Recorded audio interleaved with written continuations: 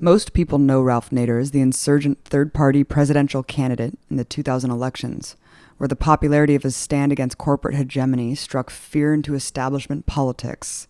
But hundreds of millions experience Nader's legacy every day.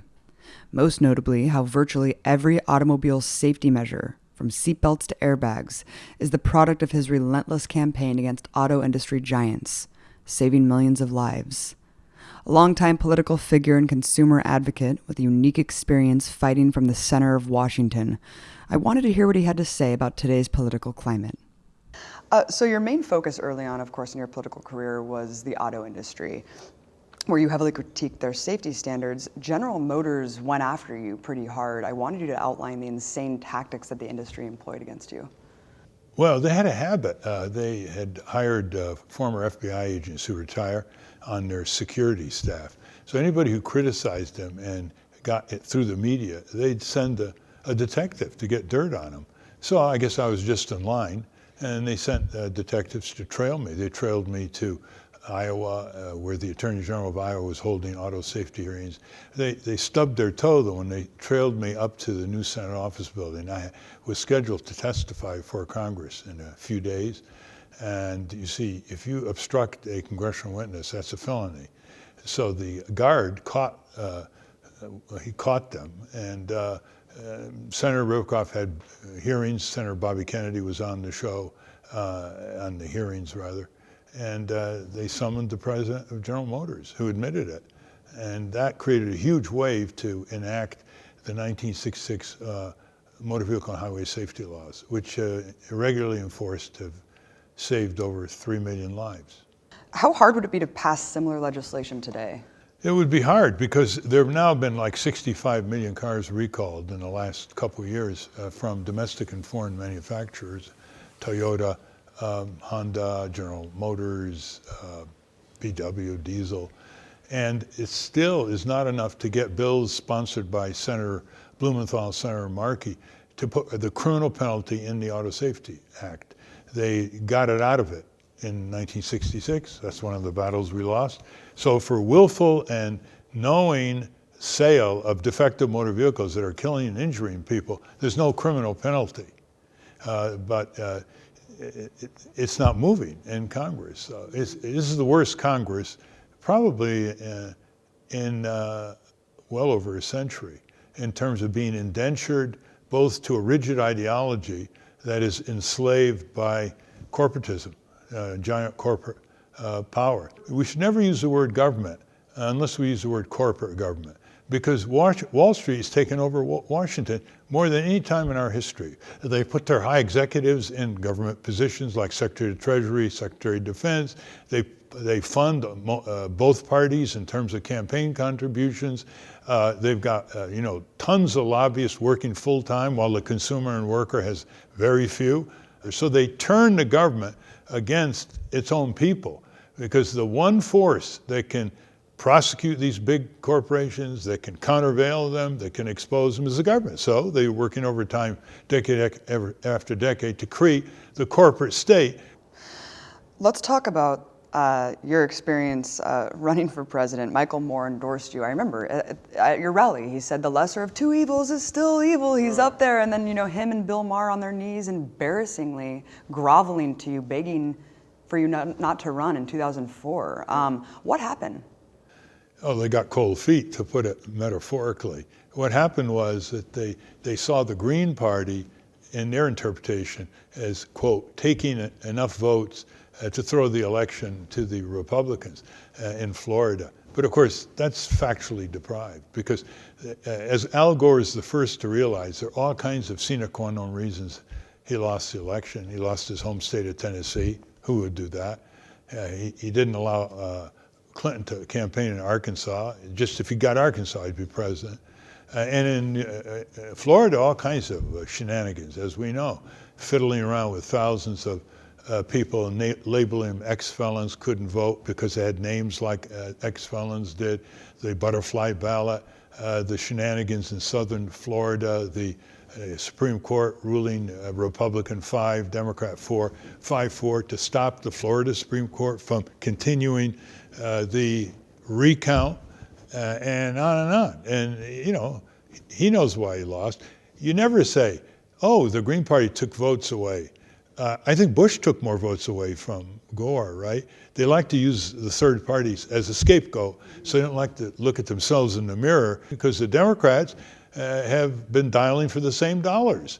They're indentured to the same corporate interests. They become very cautious, and they can't even make an issue out of one bad vote after another that the Republicans pass through the House of Representatives, because, oh, we might not get this $50,000 from this interest, or 100,000. So they wouldn't even go forward with the minimum wage, which is the cardinal issue of the Democratic Party going back to Franklin Delano Roosevelt until a few years ago. Now they're sort of timid about it.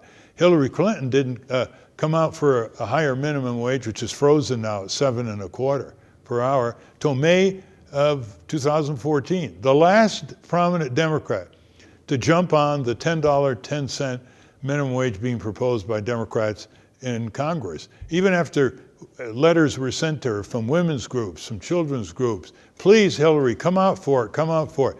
She was deemed having to figure out how can she maintain her contacts with Wall Street and yet come out for this constituency that she claims she's been championing, single mothers and children, who are the worst victims of a frozen minimum wage. Yeah, and of course, none of the minimum wage stuff would have happened without the massive grassroots campaign, Yeah. you know, the Fight for 15. So that's really And, why. and by the way, that teaches us another lesson. It's not that massive. It's less than the population of New Britain.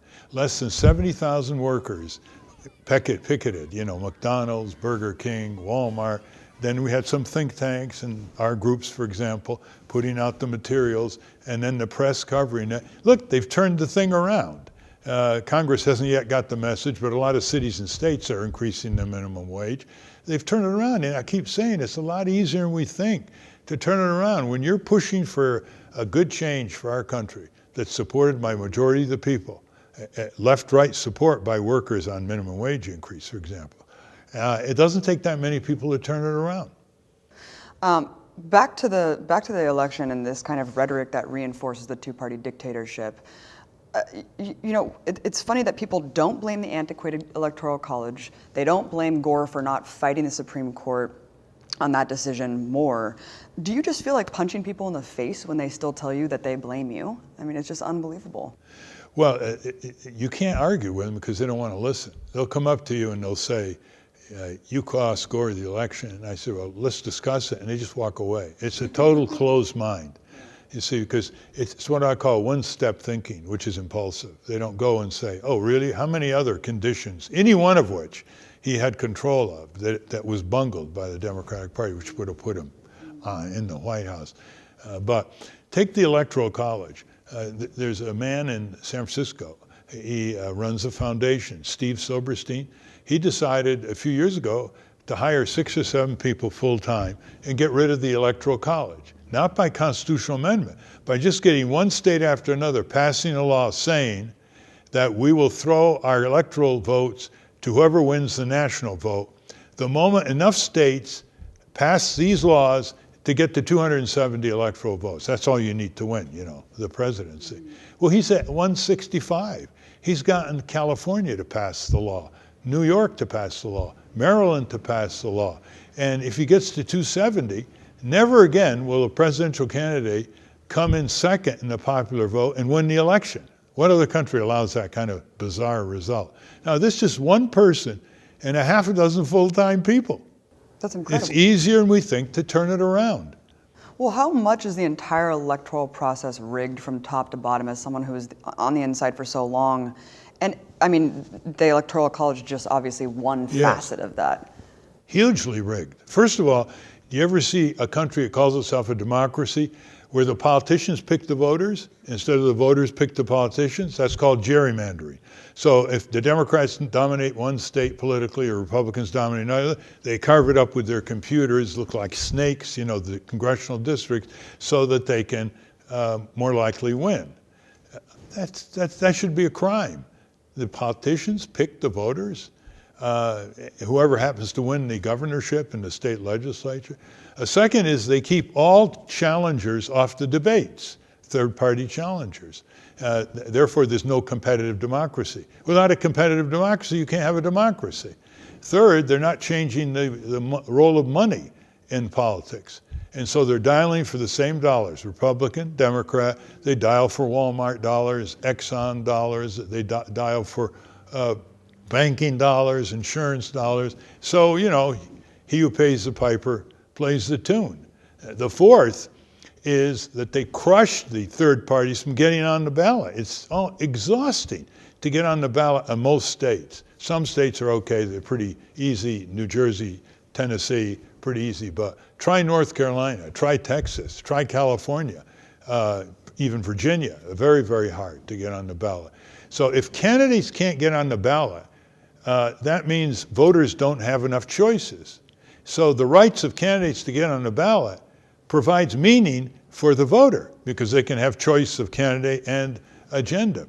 That's just the beginning of how our electoral system has been rigged by a two-party duopoly or a two-party dictatorship. When did they change the rules about the debates? Well, the debates used to be run until 1988 by the League of Women Voters. And the two parties thought that the League was too uppity. It wasn't controlled enough. So they created a commission on presidential debates. Sounds official, it's just a private corporation, a toy in the hands of the two parties, Republican, Democrat. And guess what? They decide, the two parties decide, one, how many debates there are going to be, so they only have about 3. They decide what reporters to pick, which in effect pretty much decides what kind of questions are going to be asked. They decide who's going to fund it. And Anheuser-Busch is one funder, AT&T is another funder, Ford Motor Company. It's hard to make it up, right? And as a result, they keep third parties from having a chance to have a chance. Third-party candidates cannot grow. I mean, I campaigned in 2000. I filled every major stadium. I mean, every major convention hall, like the Boston Garden, Madison Square Garden, the Target Center, and Minneapolis, and others. And I only reached 2% of the people that I could have reached had I been on just one of the 3 debates. National polls, including the Fox poll, had me to be on the debates. They supported me and Pat Buchanan to get on the debates.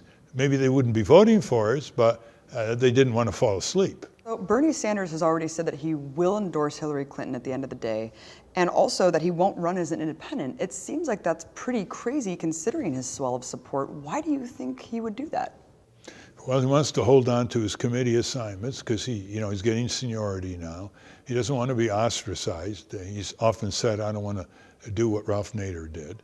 He made a bad mistake when he was asked a few months ago, are you going to endorse the Democratic nominee? He said, I always endorse the Democratic nominee for president. What he should have said is, it depends on who the nominee is. So he lost his bargaining chips, in effect. And he probably knows that the Democratic Party machinery is controlled by the Clintons. The primary details and procedures and all that is heavily in the Clintons' hands, and that he's going to just change the conversation in the country, pay attention to Main Street over Wall Street, drug prices, other things like that, minimum wage increase, stronger unions. And by April, he's done. And what is he going to do? He's got millions of people supporting him. He's got more money than any other insurgent candidate has ever had. He'll probably end up raising $80 million, which is way more than he ever dreamed. And suddenly, he's up there on the stage holding Hillary, saying, I, Bernie Sanders, endorse Hillary Clinton. What is that going to do to all these millions of people? Many of them young people. They're going to move into, cynicism, withdrawal, disgust. It may actually damage the voter turnout. What I would suggest his followers do is basically say, Bernie, you are not going to endorse Hillary Clinton until she endorses your agenda. And she endorses it specifically, not with vague rhetoric. She says she's going to move for congressional hearings. She's going to have a deadline at when she is going to make certain proposals. And she's going to have regular meetings with your progressive constituency and not be a bubble, surrounded by a bubble in the White House. That's the least that can be done, but I doubt whether it will be done. I mean, that's what we see right now. It all depends what his supporters do quickly, not wait until all the primaries. They don't have that many weeks left to condition Bernie Sanders. If he doesn't make it, if he doesn't defeat Hillary, he's got to condition his endorsement on the basis of this agenda. And he can give her 10 weeks to think about it. He can hold up.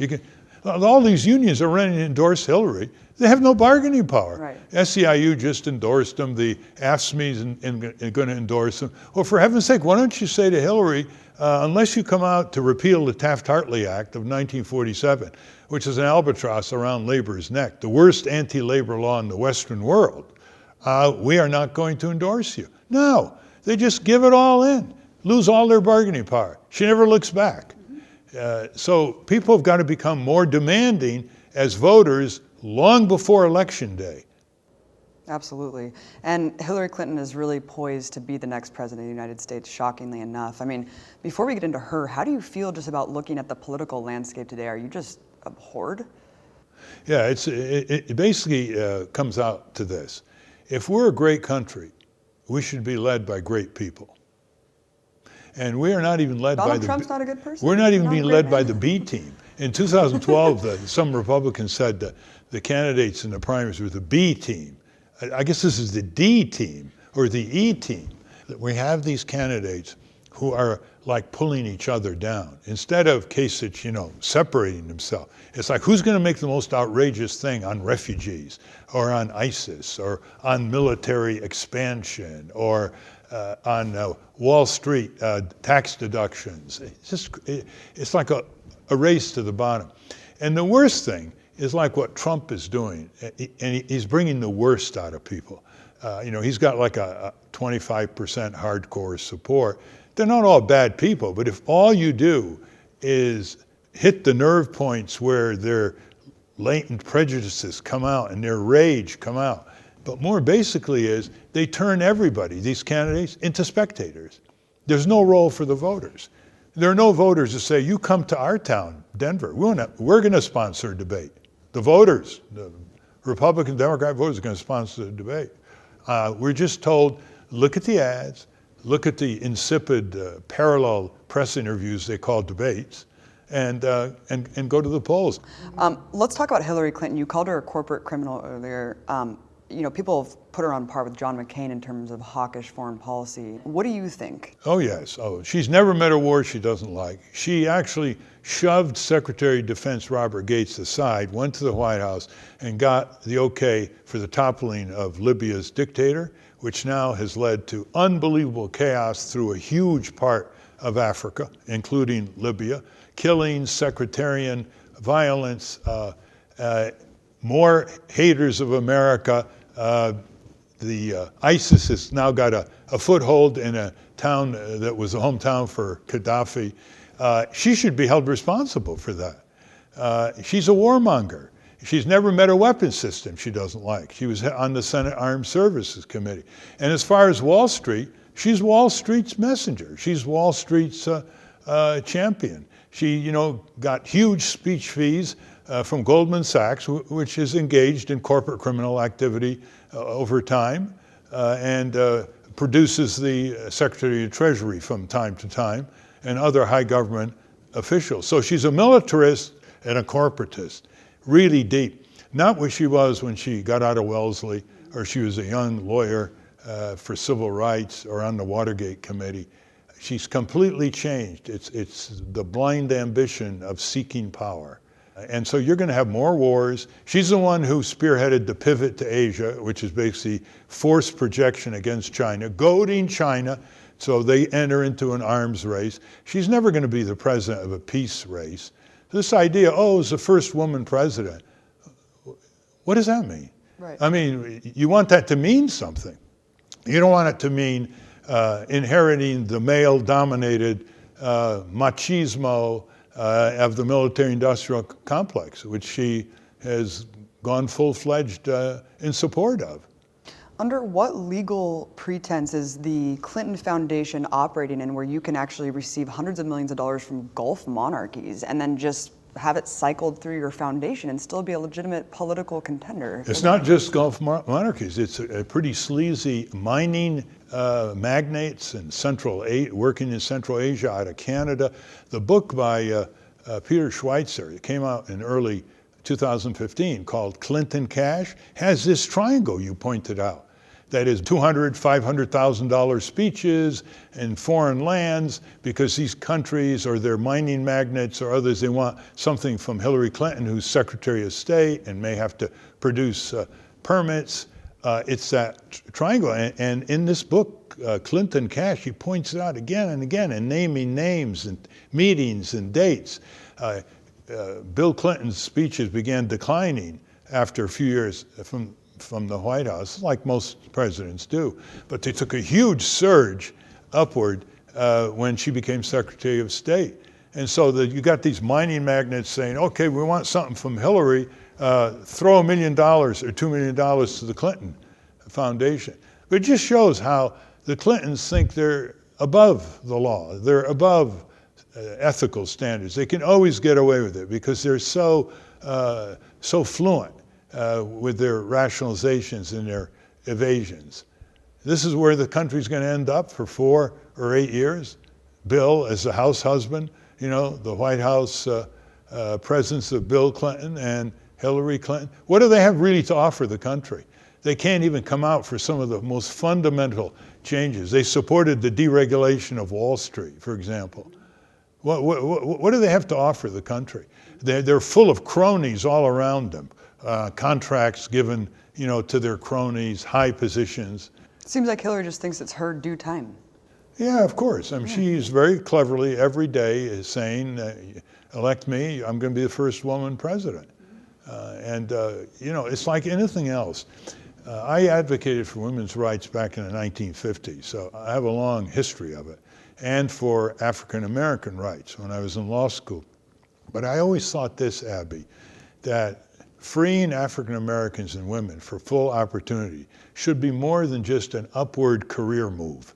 It should convey something substantive in terms of democratizing power and advancing justice. If Trump wins the nomination, God forbid, and then you have Hillary Clinton, as the Democratic frontrunner, what is your response to people who will inevitably say time and again and guilt everyone into voting for Hillary because how could we let Trump become president? Well, I don't think Trump's going to be the nominee because, first of all, he's going to push the envelope too far in some of these rallies and throw people out, and they may get hurt, and it just gets more turbulent. And then you start seeing, is this the brown shirts, from fascist Europe? He's got to be very careful, and sometimes he can't help himself. He can't control himself. So also, there's more to come out of his business dealings. There's more to come out from his background. He's not completely Teflon. He can't completely overtalk people when they're accusing him something, interview on Meet the Press or whatever. And then remember, the Republican establishment knows that if he wins the nomination, they're going to lose governorships, state legislatures, mayors all the way down, all over the country, because he doesn't know what he's talking about. That's the problem. You ask him about any major public issue policy, we'll take care of that. We're going to study that. And that begins to wear very, very thin and scare people that, you might want him as a cheerleader. You might want him as a cabinet secretary, but you want someone with that temperament as the president of the United States. So a message to people who are going to say the lesser of two evils, anyone but the GOP. Well, I believe voters should only vote for people they believe in. So if they believe in a Libertarian candidate and a Green candidate and Jill Stein, they should vote for that. Because that's the only thing that counts. Because if you are a tactical voter, you're going to fall into a trap of least worst. Well, I don't like the Democrats, but the Republicans are worse, so I'm going to vote for the Democrat. But the minute you do that, you lose your bargaining power because the corporations are pulling on both parties 24/7. Think of a rope. And once you become a least worse voter, there's no rope on the other side. You're not pulling them.